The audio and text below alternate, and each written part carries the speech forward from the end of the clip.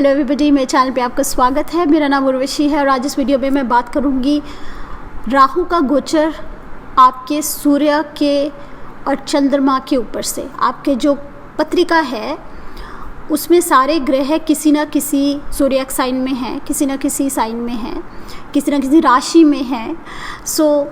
9 ग्रह होते हैं, राहु केतु को मिला के 9 ग्रह होते हैं और 12 राशियों में कहीं ना कहीं या आपकी पत्रिका में आपको नज़र आएंगे। तो हर राशि का एक नंबर है। मेष का यानी कि एरीज 1 नंबर है और मीन 12 नंबर है। ये आपकी पत्रिका है। अब गोचर में यानी कि ट्रांजिट में यानी कि इस समय हर वक्त ग्रह घूमते रहते हैं, वो अपनी राशियां बदलते रहते हैं। तो चंद्रमा जैसे कि 2 दिन के बाद अपनी राशि बदल लेते हैं, 2.25 दिन एक्चुअली। मंगल सूर्य 1 महीने के बाद, गुरु 1 साल के बाद, राहु केतु 18 महीने के बाद।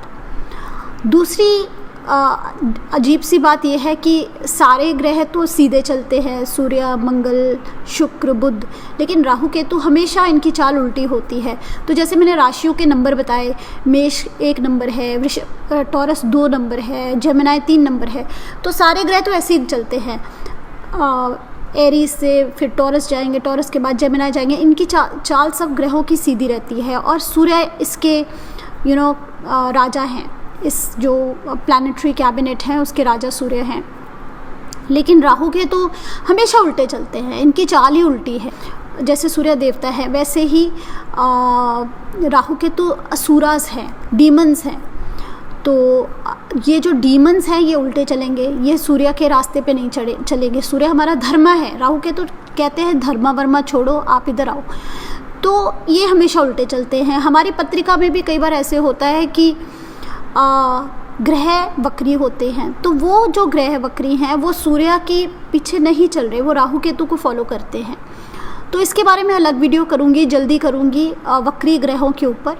देखते रहिए इस चैनल को। इस वीडियो में मैं आपको बताना चाहूँगी कि जैसे राहु उल्टे चलते हैं, एरीज के बाद वो पाइसेस में आएंगे, टॉरस में नहीं जाएंगे, उल्टे जाएंगे। पाइसेस के बाद एक्वेरियस में जाएंगे, एक्वेरियस के बाद कैप्रिकॉर्न में जाएंगे।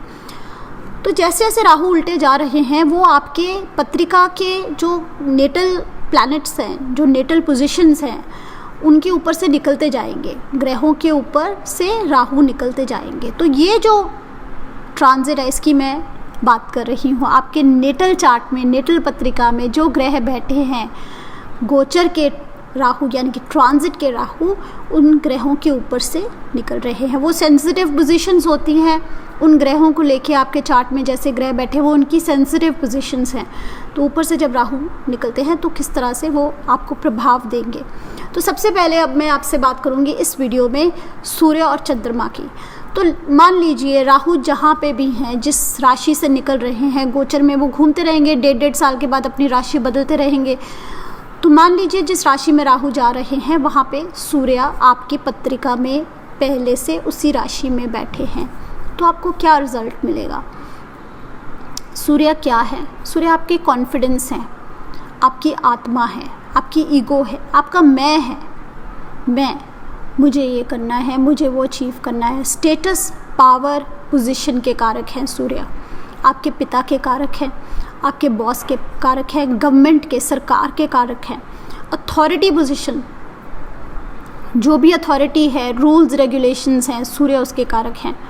इसीलिए अगर किसी के पत्रिका में सूर्य की पोजीशन अच्छी नहीं है, सूर्य नीच के हैं, अफ्लिक्टेड हैं, तो बहुत बार देखा गया ऐसे लोग अथॉरिटी फिगर्स को चैलेंज कर लेते हैं, रूल्स रेगुलेशंस तोड़ लेते हैं। और अगर सूर्य बहुत अच्छे हैं, सूर्य बहुत स्ट्रॉन्ग हैं, तो आप धर्मा के पाथ पे चलेंगे, आप अपने पिताजी को फॉलो करेंगे, आप रूल्स रेगुलेशंस, बॉस को, अथॉरिटी फिगर को फॉलो करेंगे। तो अब ये देखने की बात है कि आपकी पत्रिका में सूर्य किस तरह के हैं, अच्छे हैं, स्ट्रॉन्ग हैं कि अफ्लिक्टेड हैं, वीक हैं। इस हिसाब से आपको रिजल्ट्स में भी फ़र्क मिलेगा। मान लीजिए आपकी पत्रिका में सूर्य अच्छे हैं, स्ट्रॉन्ग हैं और ऊपर से चले गए राहु। सूर्य आपकी ईगो के कारक है, कॉन्फिडेंस के कारक है। सूर्य ही है जिसके कारण एक इंसान तरक्की करके बहुत आगे चले जाते हैं। उनको अच्छी स्टेटस पोजीशन मिल जाती है, क्योंकि सूर्य कारक है, आपकी कॉन्फिडेंस के कारक भी हैं। अगर आप कॉन्फिडेंट होंगे तो आप बड़ी पोजीशन के लिए अप्लाई करेंगे, आप कोशिश करेंगे, आप एफर्ट करेंगे उसको पाने के लिए, और फिर ही चांसेस बनेंगे उसको पाने के लिए। और अगर आपके सूर्य अफ्लिक्टेड है, मान लीजिए बाकी बहुत अच्छे ग्रह हैं, दशम भाव बहुत अच्छा है, सब बहुत अच्छा है, लेकिन सूर्य पीड़ित है, तो आपका कॉन्फिडेंस अंदर से लो होगा, तो आप वो ट्राई ही नहीं करेंगे, आप कुछ छोटी पोजीशन के लिए एम करेंगे। तो सूर्य स्टेटस पोजीशन के कारक है, आपके कॉन्फिडेंस और ईगो के कारक भी हैं। राहु जब इसके ऊपर से, सूर्य के ऊपर से आ गए, राहु वैसे सूर्य की पोजीशन तो राहु हासिल करना चाहते हैं, क्योंकि राहु यही कहते हैं छोड़ो धर्मा को, हम उल्टे रास्ते चलते हैं। तो राहु यहाँ पे क्या करेंगे, ग्रहण योग बनता है, सूर्य को ग्रहण लगा देते हैं और क्या करते हैं, सूर्य का रोल खुद लेना चाहते हैं। और यहाँ पे राहु आपके जो ईगो है, कॉन्फिडेंस, उसको इन्फ्लेट कर देते हैं, उसको फुला देते हैं, बड़ा कर देते हैं। आपकी ईगो फूल जाएगी, आपके कॉन्फिडेंस बड़ा हो जाएगा। एक इल्यूजन, कई बार हम अपने ही मन में अपने बारे इल्यूजन्स लेके घूमते हैं कि मैं तो बहुत कई लोगों का कॉन्फिडेंस बहुत इन्फ्लेटेड होता है। तो उस तरह की सिचुएशन आप खुद ही समझ जाइए मैं क्या कह रही हूँ। लेकिन उसमें एक पॉजिटिव भी है, ऐसे लोग लाइफ में तरक्की भी बहुत करते हैं, क्योंकि वो एम करते हैं वो बड़ी चीज़ों के लिए, तो वही हालात आपको भी मिलेंगे। अब आप एम करेंगे, बड़ी पोजीशन, स्टेटस को एम करेंगे। मैंने बहुत बार देखा है जब राहु सूर्य के ऊपर से गोचर करते हैं तो लोग उस समय ऐसे काम में हाथ डाल लेते हैं जिस काम को शायद वो वैसे ना करते। उनको लगता है ये काम मैं कर ही नहीं पाऊँगा, ये तो बहुत हाई पोजीशन है, हाई स्टेटस है, यहाँ इस नौकरी में तो सैलरी बहुत ज़्यादा है, मैं इतने काबिल का हूँ ही नहीं। जो आपको लगता है आपके कॉन्फिडेंस से कुछ हटके कुछ ज़्यादा, एक स्टेटस, पावर, पोजीशंस के लिए आप अप्लाई करेंगे, आप ट्राई करेंगे, आप एफर्ट करेंगे, आपकी कॉन्फिडेंस बड़ा हो जाएगा, आपकी ईगो बड़ी हो जाएगी, आपको लगेगा मेरे से बेटर कौन है, मेरे से अच्छा कौन हो सकता है उस पोजीशन के लिए। और जब हम इस सोच के साथ आगे बढ़ते हैं तो हमारे एम्स थोड़े ऊंचे हो जाते हैं, और जब हम अपने एम्स थोड़े हाई रखते हैं तो नेचुरली अगर आपका एम यहाँ पे है तो आप यहाँ अचीव कर सकते हैं, या यहाँ पे भी कर सकते हैं, पर मोस्ट यूजुअली क्या होता है कि हम यहाँ पे अचीव करते हैं। लेकिन अगर आपका एम ही यहाँ पे है तो फिर आप नेचुरली यहाँ कहीं अचीव करेंगे ना, ऐसे ही होता है लाइफ में। तो उसी तरह से अब आपका एम हाई हो गया तो अचीवमेंट भी हाई होगी। तो जब सूर्य के ऊपर से राहु जाते हैं, एम हाई, अचीवमेंट भी हायर होती है, ग्रोथ का समय होता है। आपके पिताजी के लिए ये अच्छा समय नहीं है, क्योंकि जो सॉफ्टवेयर चीज़ें होती हैं, जो रिलेशनशिप्स होती हैं, वहाँ पे राहु आके कन्फ्यूजन, इल्यूजन पैदा करते हैं। उनकी हेल्थ के लिए भी अच्छा नहीं है, आपकी खुद की हेल्थ के लिए भी अच्छा नहीं है। आपकी जो स्केलेटन सिस्टम है, बोन्स, वहाँ में आपको कोई प्रॉब्लम्स, कहीं हमें दर्दें शुरू हो जाती हैं, उस तरह की सिचुएशन बन सकती है। आपके पिताजी को कोई इस तरह की हेल्थ इशू आ सकता है जो शायद डायग्नोज ही ना हो, पता ही ना लगे कि क्यों हो रहा है, उस तरह की सिचुएशन बन सकती है। बुखार और इस तरह की प्रॉब्लम्स जो हीट रिलेटेड होती हैं वो भी बढ़ जाती हैं।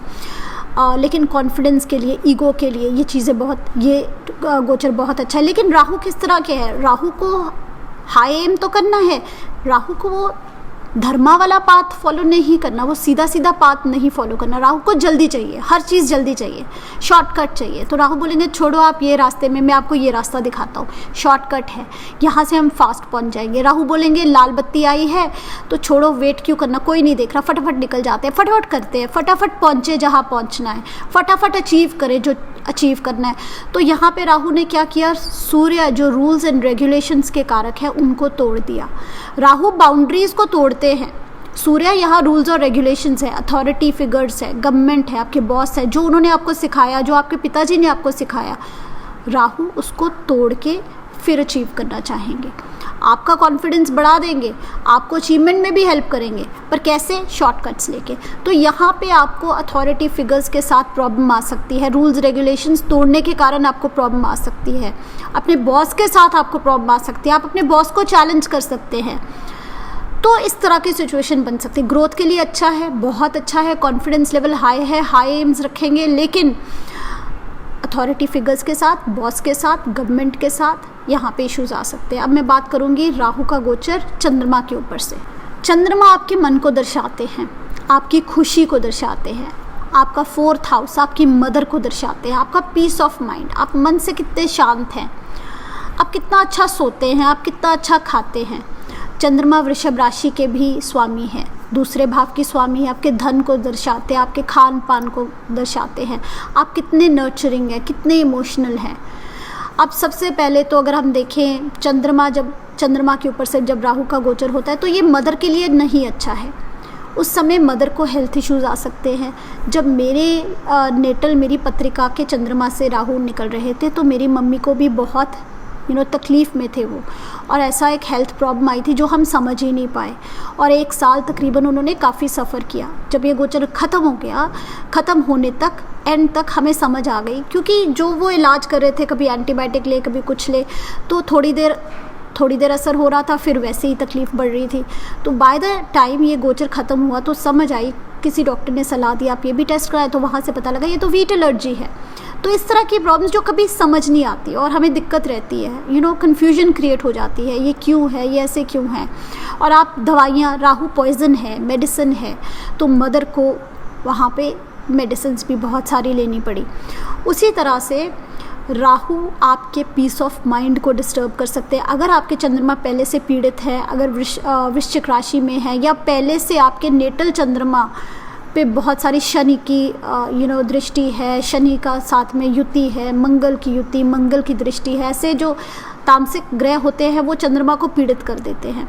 तो अब चंद्रमा अगर पहले से ही पेंड है, पीड़ित है, ऊपर से राहु का गोचर ऊपर से आ गया, तो मन में जो अशांति है वो बढ़ सकती है, स्ट्रेस लेवल बढ़ सकता है, इमोशनली आप अप एंड डाउन हो सकते हैं, ज़्यादा इमोशनली डिस्टर्ब हो सकते हैं, एंग्जाइटी हो सकती है, डिप्रेशन में जा सकते हैं, स्लीप के साथ रिलेटेड प्रॉब्लम्स आ सकती है, मदर के साथ रिलेशनशिप में प्रॉब्लम आ सकती है। लेकिन इसका पॉजिटिव ये है क्योंकि चंद्रमा हमारा मन है, और मन में हमारे बहुत इनहिबिशंस होते हैं। मन से हम सोचते हैं नहीं ये काम मैं नहीं कर सकती, आपको इनहिबिशंस नहीं, ये काम नहीं मैं कर सकती, ये मैं कंफर्टेबल नहीं हूँ, नहीं ऐसे नहीं, अच्छा नहीं लगता, कई काम होते हैं तो जिनको लेके हमारे मन में इनहिबिशंस होती हैं, हमारे मन में ब्लॉकेजेस होती हैं, कोई रीज़न नहीं है, हमें ये नहीं लगता हम कम हैं, इन काम को हम नहीं कर सकते, मतलब कर सकते हैं, हमारे लिए कोई मुश्किल नहीं है, लेकिन इनहिबिशंस, आपको शर्म आ रही है, आपके मन में है ऐसे काम और लोग करते हैं, मेरे लिए नहीं है, मैं इस तरह की फैमिली से हूँ, मैं वैसे हूँ, मैं ऐसे हूँ, जो भी आपने अपने मन में अपने बारे पिक्चर बनाई है, इनहिबिशंस, आप अपने मन को लिमिट कर लेते हैं। आप अपने आप को बता देते हैं कि ये मैं हूँ, मैं ये काम कर सकती हूँ या कर सकता हूँ, ये काम मैं नहीं कर सकती। तो वो जो इनहिबिशंस होती हैं ना, वो हमें कई बार ग्रोथ से रोकती हैं। जब चंद्रमा के ऊपर से राहु जाते हैं तो आपके मन को, आपके चंद्रमा को वो एक्सपैंड कर देते हैं, आपकी इनहिबिशंस ख़त्म होती हैं, कम हो जाती हैं, आप थोड़े ओपन हो जाते हो, बातों को लेके, चीज़ों को लेके, अपनी परसेप्शन को लेके आप ओपन हो जाते हो। कई बार क्या होता है कि फॉर एग्ज़ाम्पल अब आजकल जैसे बुज़ुर्ग हैं, उन्होंने कभी मोबाइल फ़ोन यूज़ नहीं किया तो उनको लगेगा ये नहीं, मेरे से नहीं होगा। लेकिन जब राहु चंद्रमा के ऊपर से जाएगा तो वो ओपन हो जाएंगे सीखने के लिए, ठीक है, उनका मन थोड़ा सा हर चीज़ के लिए खुल जाएगा। फॉर एग्ज़ाम्पल जब राहु मेरे चंद्रमा के ऊपर से गोचर कर रहा था, उस समय मैंने यूट्यूब पे वीडियोस बनाने शुरू किए थे। उससे पहले मैं सोच भी नहीं सकती थी, मुझे लगता था ये काम मेरे लिए नहीं है, ये और करेंगे। मैं तो यूट्यूब पे छोड़ के वैसे भी कभी भी वीडियो बनाने में इंटरेस्टेड नहीं थी। तो ये जो इनहिबिशंस होती हैं, आपको लगता है ये काम मेरे लिए नहीं है, आप अपने मन में एक घेरा डाल के बैठे होते हैं, सीमित करके बैठे होते हैं अपने मन को, अपनी सोच को। ये आपकी सोच को खोल देता है, आपकी इनहिबिशंस ख़त्म हो जाती हैं। तो ग्रोथ के लिए अच्छा है, जब आपकी इनहिबिशंस ख़त्म हो जाती है, अपॉर्चुनिटीज़ खुल जाती हैं। और यहाँ पे क्या है, चंद्रमा खान पान भी है, खाने में बहुत इंटरेस्ट हो जाएगा। आप डिफरेंट तरह का खाना, फॉरेन खाना पसंद करेंगे, ऐसी चीज़ें जो आपने खाई नहीं। राहु फ़िश को भी सिग्निफाई करते हैं, तो नॉन वेज, फ़िश, इस तरह की चीज़ें खाने में इंटरेस्टेड हो सकता है। राहु के जैसे खाने, स्टेल खाना राहु का खाना होता है। कई बार फ्रिज में पड़ा पुराना खाना, पिज़्ज़ा, इस तरह की चीज़ें, या जो हम कहते हैं फ्रोज़न फूड्स होते हैं, ये भी राहु के खाने होते हैं। तो उन चीज़ों में हम इंटरेस्टेड, तो खाना राहु का हो सकता है हमारा इंटरेस्ट हो जाए, राहु के खाने में इंटरेस्ट हो जाए। खाने में डेफिनेटली हम एक्सपेरिमेंट करेंगे, कुछ अलग करेंगे। हो सकता है साउथ इंडियन फूड ट्राई करें अगर आप नॉर्थ इंडियन हो, अगर आप साउथ इंडियन हो आप नॉर्थ इंडियन फूड ट्राई करना चाहो, ईस्ट इंडियन फूड ट्राई करना चाहो, डिफरेंट फूड, डिफरेंट वैरायटी, क्योंकि राहु बाउंड्री को तोड़ते हैं। धन कमाने के अलग अलग तरीके आ सकते हैं, क्योंकि चंद्रमा दूसरे घर के भी स्वामी है, टॉरस के, वृषभ राशि के, तो धन को भी सिग्निफाई करते हैं चंद्रमा। आपके कैश को, लिक्विड कैश को, पैसे कैसे बढ़ाने, हाथ में पैसे कैसे बढ़ाए जाए, उसके भी नए नए आपको वेज एंड मीन्स मिल सकते हैं। तो इस तरह से ये गोचर दोनों तरह से है, परेशान भी कर सकता है, आपकी मन की खुशी को ट्रबल कर सकता है अगर चंद्रमा पीड़ित है। और अगर चंद्रमा स्ट्रॉन्ग है तो ये ग्रोथ का समय है, अपने मेंटल बैरियर्स आपके ब्रेक होंगे, धन कमाने के नए तरीके आएंगे। और आप, चंद्रमा पब्लिक है, लोग, अब आपका सर्कल कितना है, छोटा है, बड़ा है, राहु के ऊपर से चंद्रमा आएगा। अगर चंद्रमा स्ट्रॉन्ग है तो आपको एक पब्लिकली आपको बड़ा कर देंगे, इन द सेंस कि लोग आपको, ज़्यादा लोग जानेंगे, आप भी ज़्यादा लोगों को जानेंगे, आपका सर्कल बड़ा हो जाएगा। तो 4th हाउस पब्लिक का होता है, 4th चंद्रमा पब्लिक को दर्शाते हैं, तो आपकी पब्लिक डीलिंग कितनी है, पब्लिक इंट्रैक्शन कितनी है, उसको भी बढ़ा देते हैं। तो इस वीडियो में इतना ही। अगले वीडियो में मैं आपसे बात करूंगी राहु का गोचर मंगल से, शनि से और गुरु के ऊपर से। ट्यून्ड रहिए, मिलते हैं अगले वीडियो में। अभी के लिए